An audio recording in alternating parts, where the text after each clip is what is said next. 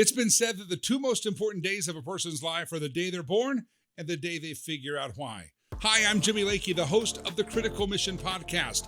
I figured out what my why was. I thought early on I might be a politician. Maybe I'd be a pastor. Maybe I'd be a preacher. I started a music company. I host a radio show. But my why, it was all discovered on the streets of Africa, in Rwanda, when I met a little child that I adopted and decided I'm going to take care of widows and orphans in Africa. My organization, my why is riverspromise.org. What's your why? What about my guest? What's their why? We tell the story of people's why right here on the Critical Mission podcast. Let's talk to someone else who has figured out their why in life. His name is David Bloom. You may have eaten some of his food. He has a green chili brand you can find at your local grocer. If they're a good grocer, if they're not carrying this, shop somewhere else. It's called Stinkin Good Green Chili. Mr. David Bloom, hello, sir. Hey, Jimmy, how are you? Thanks for having me. I'm doing well. Thank you very much. First of all, green chili. How does a gringo, looks like a gringo to me, a gringo like you, get into the green chili business? I'm really not a gringo. I am Hispanic, so. Okay. Actually, I'm kidding. I'm not. Listen, I'm just going with the flow here. But I did grow up in Brighton, which is just down the road here from you where we're here today. And, I grew up eating green chili. My dad, when he wanted to cook, he was really good. And somehow he got this recipe from this Hispanic gal. I think she owned a restaurant or a little bar, and he'd go there for lunch and order some other burritos. And he got the recipe. He said, "Hey, would you give that to me?" I don't know all the details, but he got her recipe, and he brought it home, and he started making green chili. You grow up in Colorado, you're putting it on everything, right? Yeah. You're just eating it as a soup. Yeah. Just dipping it, tortillas in it, and it's a meal in itself. It's the perfect food, I tell everybody. But I grew up loving green chili as a kid, and then I was in the restaurant business for a long time. Went to school at Metro downtown, and was in the hospitality industry, was in the restaurant biz, and did pretty well with it, had a lot of success. But I found some other green chili recipes that I liked, and I kind of took my dad's recipe and the couple other ones that I had and kind of made my own version of it. And then when I started making it, people were like, "Oh my gosh, this is so good. That's stinking good. You should start selling this." Well, it wasn't stinking good yet, but that happened. It became we'll stinking talk good. real quick about that. Yeah, here. But so the funny part about it is, I guess I'll keep going with the story, and I'll come back because my dad thought that now that our product is in Costco and King Soopers, and if you go down a Rockies game right now, you're going to probably find my green chili and my queso there. You order nachos, you can just drown your Rockies sorrow in nachos with green chili and queso. But my dad thought that the recipe that I had taken to market was his recipe. And I'm like, "Dad, it's not exactly the same as your recipe is." So I think he was expecting some royalties or a check one day. And he didn't say a whole lot about it, but I was like, "You know what? I kind of need to put this to rest." And so I said, "Dad, you pull out your recipe that you have, and I'll bring my recipe and I'll show you, and we'll compare the two." And so I did that with him one day, and he's like, "Okay." He's like, "It's not the same." So after that, he was done with it. But when I was making the green chili, Jimmy, people were always like, "You should sell this. It's so good." And then when I got out of the restaurant business, I started a landscape and lawn care company down at Highlands Ranch and Lone Tree. And I had this guy who'd work for me, and he was a huge Broncos fan, and he'd worked for Airborne Express. So he knew where all the Broncos lived because he was delivering stuff to them, And so one day we're driving around the neighborhood in Lone Tree, and we go, "Well, this is so-and-so's house, and this is so-and-so, and this is Mark Schlereth, a.k.a. Stink's house." And it was his last year with the Broncos, and his lawn was about 15 inches tall. And he's like, "Well, yeah, Mark." I didn't even know who Mark was at the time. I was like, "Okay, I love the Broncos, but I didn't know everybody like he did." So he's like, "Well, he just got out of just had another surgery on his knees. The guy's had 29 surgeries, and so they just had another surgery. And so obviously he couldn't mow his lawn. So we get out of the truck and go to the door, and little Lisa comes to the door, and we're like, hey, looks like you need some help out here. We're going to come mow your lawn for you tomorrow. We're not going to charge you for it. If we do a good job and you like the way it looks and you want us to finish the year out with you, we'd love to do that. So that happened, and Lisa, they were actually having a new house built around the corner. And long story short, I was over their house all the time. Lisa called me because Mark was still recovering from surgery. And she's like, hey, David, what are you doing right now? I need some help. And whatever her to-do list was, I'd start helping her out with. And Lisa was a fantastic cook, so she would feed me a lot when I was there. But one day I brought the green chili over, and Mark fell in love with it. He was like, oh my gosh. And it got to a point where I couldn't even show up at the house without green chili. He's like, hey, aren't you forgetting something? Go get it. So Mark fell in love with it. And then at this point, he's retired and he's working for ESPN, and he's got his radio talk show, Sports Talk on the Fan. And so 7 years later, I'm working on trying to get this to market. And I go to Mark one day and say, hey, I'm thinking I'm going to try to get this in the grocery stores. And would you want to put your name on it? Because then, Terrell Davis had his barbecue sauce that he just launched, and McCaffrey had his mustard, and who else? Carl Mecklenburg. Everybody was doing something. And so we're like, well, Mark, you should put your name on this green chili and let's do this. And let's call it Stinkin Good Green Chili because that's your nickname. And so we did it. We got into King Soopers and we got into Safeway and Whole Foods. And then we got into Costco, and it just started growing, and Mark and I, neither one of us knew a thing about, the grocery business, and I still don't.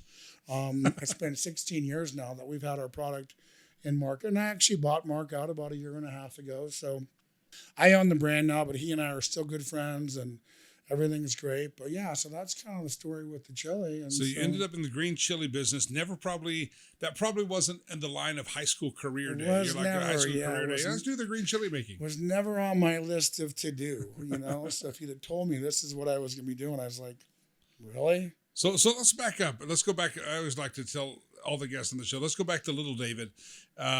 You had dreams, you had aspirations. You thought you were going to be an astronaut, cowboy, football player. I mean, and where did the journey of life take you? We're all put on the planet the day we're born. We go on a journey somewhere along the way. We figure out why, but where did the journey take you?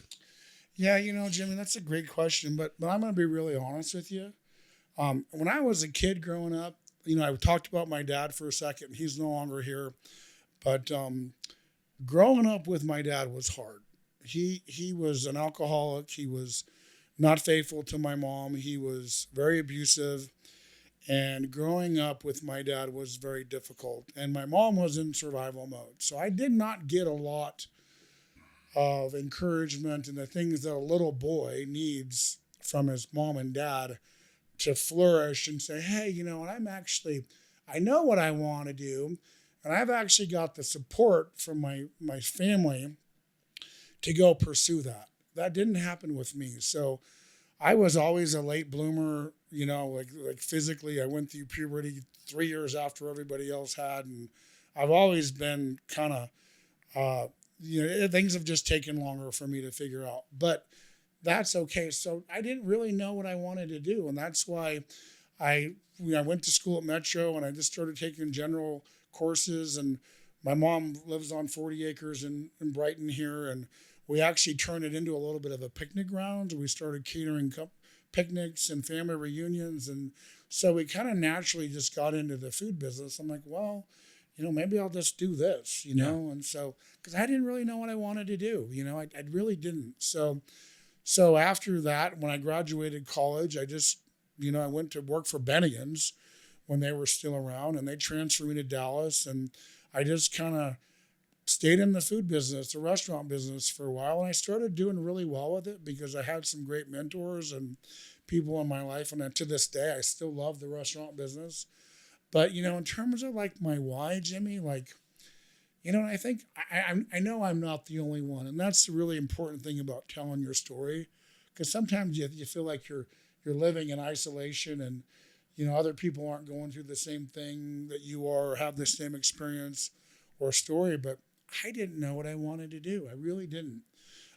Anything that really like stirred passion and desire in me, and now I do, but I didn't then. And so, I kept doing the restaurant business, and then I got tired of corporate and the politics, and that's why I started the landscaping company, because I grew up on a farm. I knew how to work with my hands and build things and do things, and so I kind of went through that, and then got into the chili business. But I don't really call what I do now, owning Stinkin Good. Yeah. It's really not a part of my why. Yeah. It's really not. Well, because I know what you're doing now. I know we're going to talk about a new project you have coming out, and that's a big passion to you. But God became a big part of your life. Your faith became a big part. You came from, as you said, kind of an abusive upbringing. You end up as a successful businessman. At which point did God come into that picture?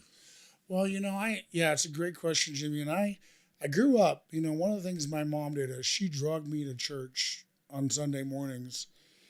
And I didn't like church at all. Honestly, I had really bad experiences. I got bullied a lot when I was a kid, and the church was not an exception for me. I got bullied in church too, because they're telling well, pull out your Bible, and the first person to find this, John 3:16, and whatever the scripture was. And I didn't know the books of the Bible. So you called those sword drills. I remember. I was like, oh, this is just more abuse for me. Like I was more validation that I was an idiot at church. And so then I stopped going to Sunday school, and I would just sit in the pews with my mom. I'd just sit there with her, and I'd just color and fall asleep and whatever else. So church for me was hard. And I really honestly had a hard time with God, because I'm like, John 3:16, for God so loved the world, right, that he gave his son. So I really had a hard time personally receiving that verse for myself. I say, well, God loves everybody else, because look at how talented and smart and gifted and everybody else is. But then there was me. I wasn't smart. I wasn't athletic. My brother and sister, I'm the youngest of three, they were all so much more popular than I was. They were more athletic. They got better grades than I did. And I was like, honestly, Jimmy, I didn't like God. I was like, God, if you really loved me, I don't feel it. I don't see it. Like, your love kind of sucks, to be honest with you. So for me, religion and church, and as a young boy, didn't help me at all. Yeah. But so when I got into college, I felt like maybe God was stirring my heart, and and I had to, like, everybody goes through their own faith journey, right? Like, is there a God? Is there a creator? How did we get here? Mm-hmm. And why are we here? And so you kind of start going through that process. So I just said, okay, God, if you are who you say you are, and the Bible says you are, then I need you to reveal yourself to me, because I need to figure this out, because I want to live in purpose, and I want to do things because he's wired us to be that way. Yeah. It's internally in all of us. So there was kind of an awakening. So I went through my own process of finding my faith and saying, okay, God, like, he's sovereign and life is hard. He never said life was going to be easy for any of us. But I did find my faith when I was going through college, and I basically said, okay, God, like, I'm going to start learning to trust you and pressing into you. And, Jeremiah 29:11, I know the plans I have for you, declares the Lord, for to give you hope in the future. And that was always been my favorite Bible verse. I've always hung on to Jeremiah 29:11. But honestly, I really never started living in my purpose until later on, or just recently, because one of the things that I didn't do, Jimmy, that I should have done, and I think this is important for every one of us to do, is I never dealt with the anger that I had towards my dad. And growing up, he did some pretty horrible things. And I'm still here, and I'm doing well, I'm thriving, but it was hard. And I know there's a lot of people that have gone through a lot worse than I have, but I hated my dad. I hated his guts, and I wished that he was dead most of the time. So this unresolved anger that I had in my life was the ripple effect. You throw a rock in the water, there's the big splash, and then the ripples just start coming out.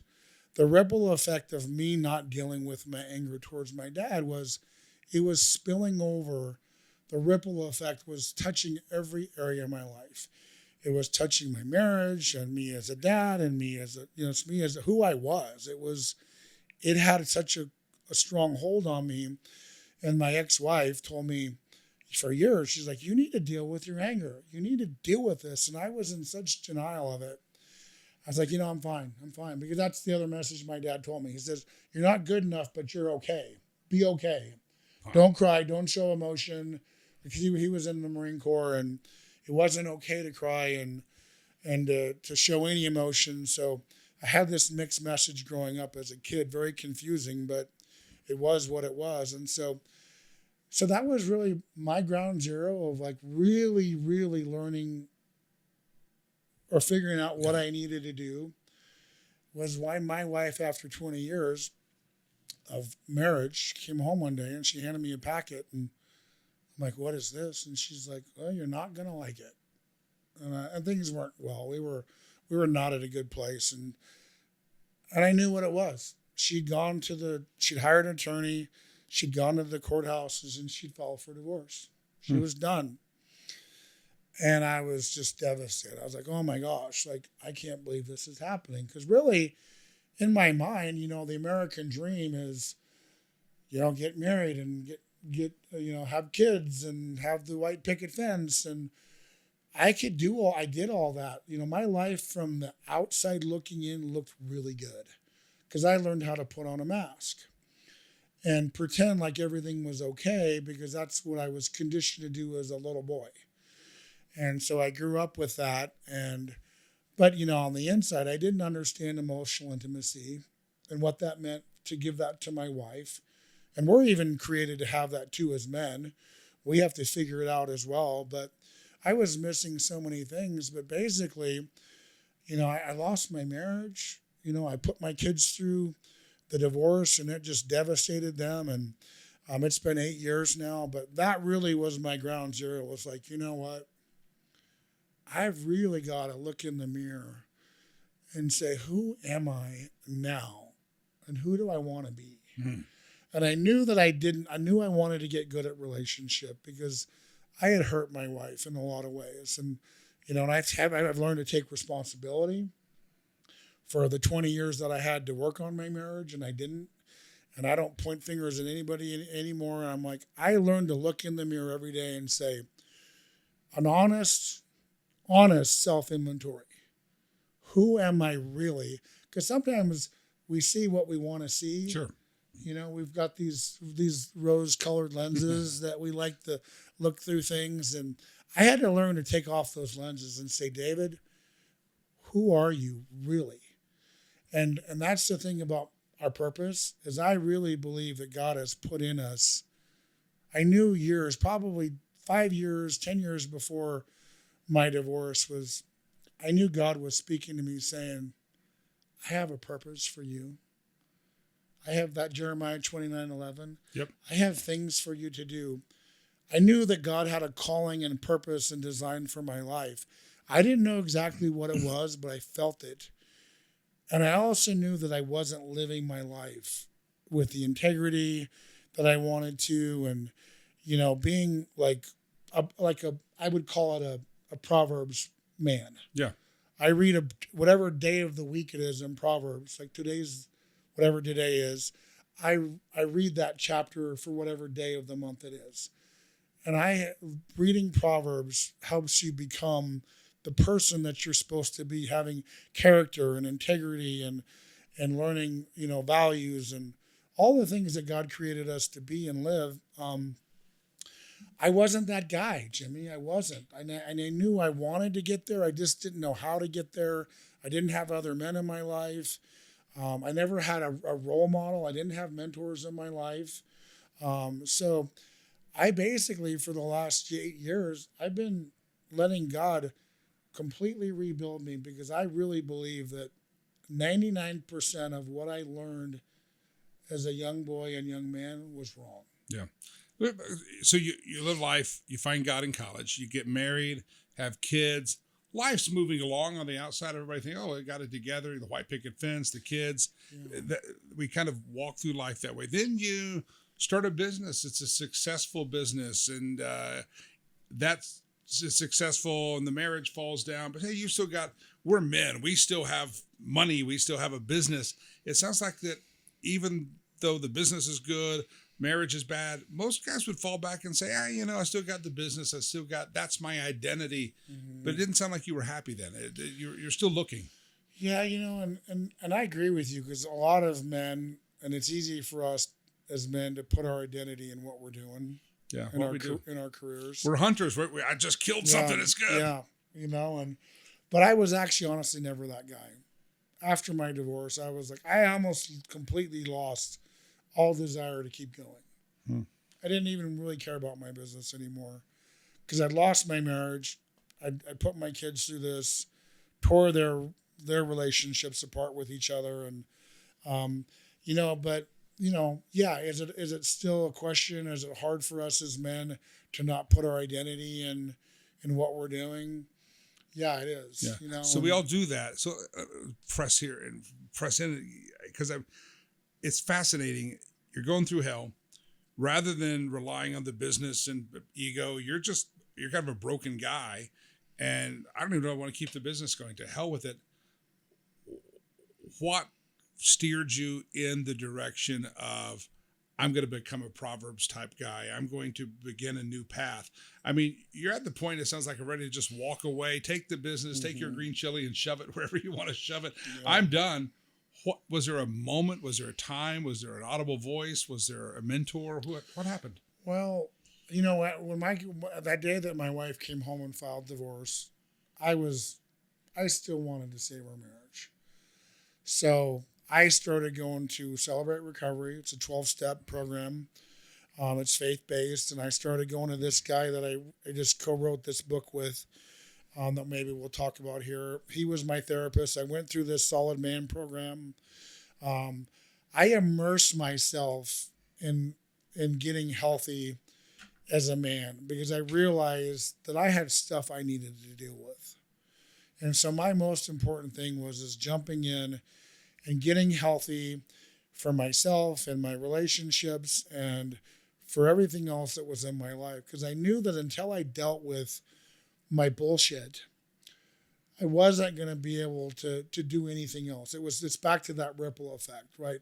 Who you are as a person carries into everything that you're doing. You can't compartmentalize that. You might think you can as a man. We like to try to compartmentalize as men. But when it comes to who you are and your mental health and your identity and who you think you are, and that's the other problem, is I didn't think I was worth a shit growing up from my dad. Mm-hmm. So I've just been letting God reprogramming me and immersing myself and saying, okay, the creator of all things and the creator of me, David talks about in Psalm 139 that we are fearfully and wonderfully made, and that God knows every hair on our head, and that every day is already written in a book, and that nothing goes by him, and he doesn't miss anything. He doesn't make any mistakes. And that's really what I believed for a long time, was I was a mistake. No. And God's been telling me, David, you know what? Hey, not only are you not a mistake, but I love you. I'm so crazy about you, and I created you for incredible purpose and design. And so for me, my why now, and here's kind of the drum roll, like we're going to open the curtain here.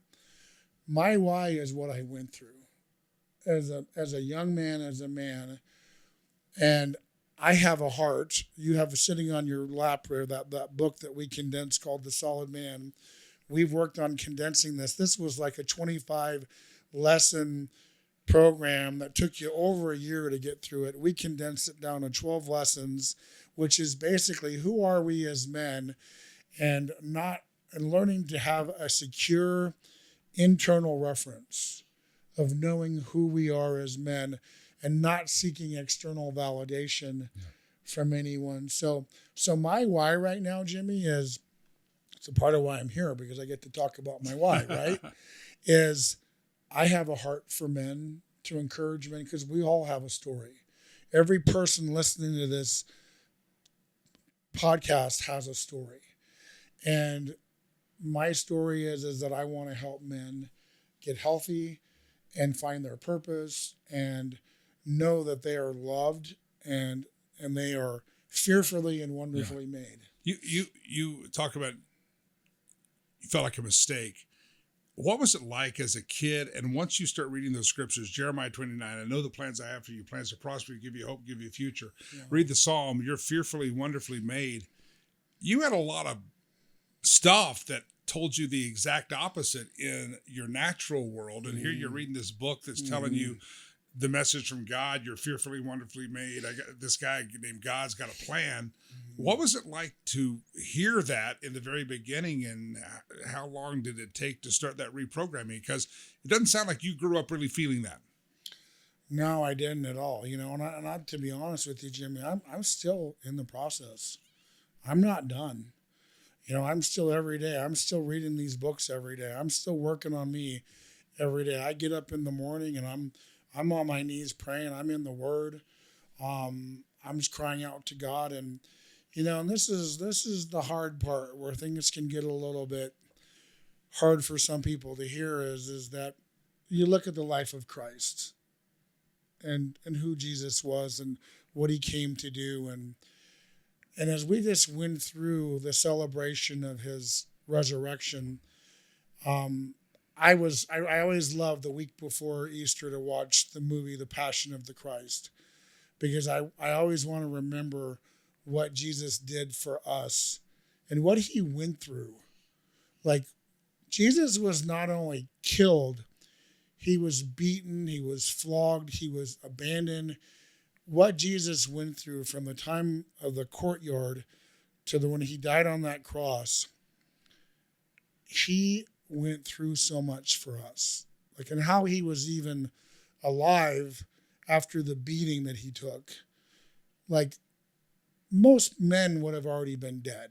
We would have bled out because they beat him within an inch of his life. They said he was beat beyond recognition. Didn't look like a human. He didn't even look. So how he was still alive, that's, you know, God and his power, and how he carried his cross as long as he did before he couldn't carry it anymore. Jesus should have already been dead. And he still carried that cross, however long he carried it. And then we all know the rest of the story, right? Like, he got up on the hill, he was crucified, he died. But that period of time where Jesus was carrying his cross and he should have been dead, you know, he could have stopped and said, you know what? I'm not doing this. Yeah. I'm not going to do this because it's not worth it. What he went through. And so for me, and he could have said, you know what, this price is too great to pay, because every person that I'm going to die for, every person on this planet that I'm giving my life for is going to betray me at some point in time in one way or another. And I'm like, man, Jesus still went through that, knowing that every person that he had died for was going to betray him. So for us, so Jesus tells us to carry our cross, for us to lay down our lives and carry our crosses for each other and to love each other the way that he loved us. He was our role model. So for me, all I have to do is think about, man, Jesus carried his cross for us and he was almost dead. And he's asking us to do the same thing for him and for other people. And so for me, that's when I start struggling with, oh, you know, poor me, poor this, you know, whatever. My life isn't the way I want it to be. I think about what Jesus did for us. And that's what stirs my heart. Yeah. And I'm like, you know, Jesus did this for us. I can do that for him.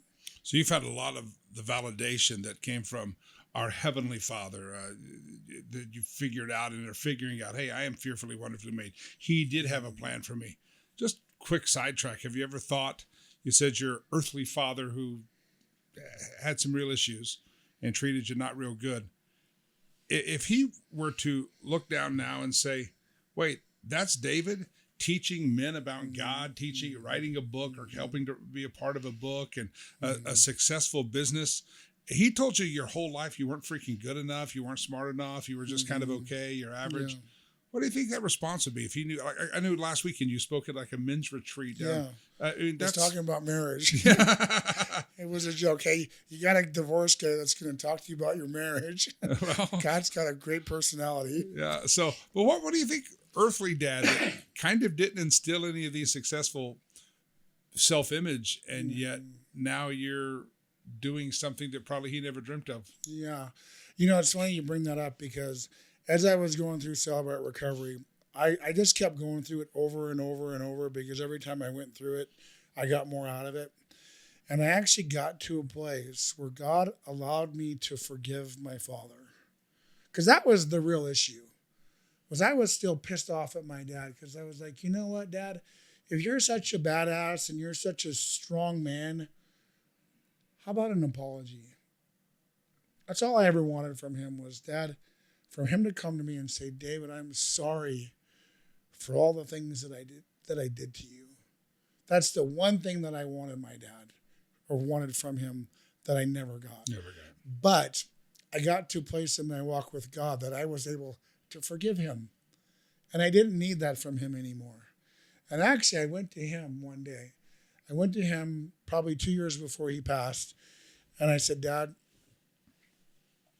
I need you to forgive me because I've been so mad at you my whole life for all the things that happened. And I'm forgiving you, and I love you, and I don't need you to apologize to me. And he was sitting in his wheelchair, and again, this is before he passed, and he didn't know what to do with that. He absolutely didn't know what to do with it, but he started opening up after that to me and to my mom, and he started talking about his life, and it changed my dad's heart. So that was beautiful, and I actually started going through Celebrate Recovery with my dad, which was amazing. So when I spoke at his funeral, which I never thought I would do because I didn't have much good to say about him, But so in terms of I think that my dad was so confused and lost in life, and he grew up on the streets, and he compared his life to living like a wild dog on the streets. He didn't have food on his table. He didn't have a roof over his head. He didn't have clothes on his back. He had to steal. He had to fight. He was truly in survival mode. And so what he wanted to give to me as a dad was those three things he didn't have, which are just basic, the hierarchy of needs, right? Yeah. Food, water, shelter, roofing. You got that? Suck it up. That's what he gave to me. Yeah. And he actually told my mom, well, if these kids can survive life with me as their dad, they're going to make it in the world. That was his mentality. Wow. So now you started this new project. You're speaking. You got the green chili. People ought to buy it. And the queso. I've never tried the queso. We're going to have to get the queso around here. I should have brought you some. The Solid Man Workbook, Becoming a Man of Strength and Freedom. Kind of give us a real quick thumbnail of, you said this is a 12-month course and you've consolidated down. Any guy out there that maybe listens and goes, man, I'm kind of like David. I'm wandering around in the wilderness. I don't know. I self-worth. Am I really fearfully wonderfully made? I keep hearing this podcast. Everybody's got a why. 2 days, two most important parts of a guy's life. The day he's born, the day you figure out why. I don't even know why I'm sucking oxygen today, let alone some grand purpose in life. Talk to those guys out there, because not everyone has a Damascus Road moment where you're like, angels sing, and you find yourself. You didn't have that. You just suddenly are writing a book, and you probably never pictured that on high school career day. Yeah, I didn't ever. If you'd have told me this was going to be my story 10 years ago, I would have just prayed to God that you were lying to me and it wasn't gonna be real. But again, God's sovereign, and life is life, and it's just back to this one thing. It's like, I know, and I thought this was just me, but I know that every person that's listening or not listening, they know they have a purpose in their life. They may not know what it is, but they know that they're created for purpose. And if they're living in it, I can just tell you, when you start living in your purpose, there is nothing more rewarding and gratifying in this world. You can't compare money to it. You can't compare anything to it. So I knew that I had a purpose, but I knew I wasn't living the life that I should have been living.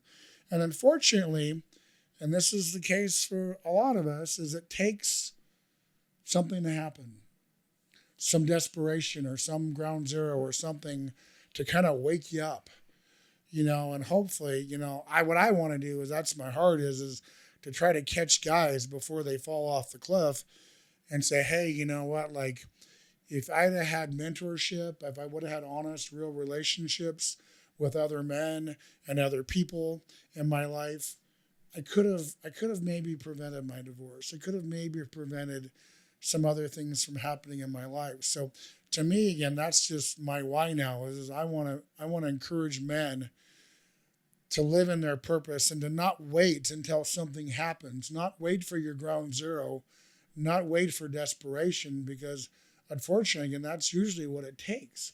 And I got good news and bad news is that God will let you go through whatever you need to go through to get your attention. And that's a hard pill to swallow. God let me go through my divorce to wake me up. And sometimes that's hard to believe. That's hard to grasp that. But it's just back to, Jonah, the biblical story where Jonah's running from God, and I call it storms and whales.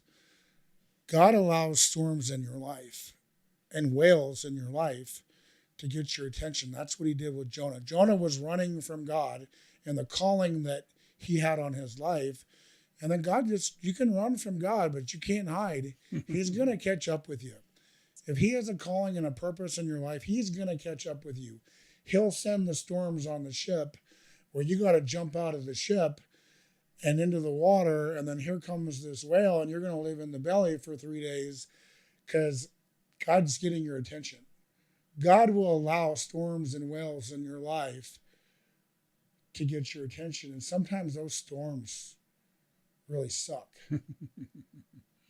And sometimes you'll say, God, why would you let me go through that storm?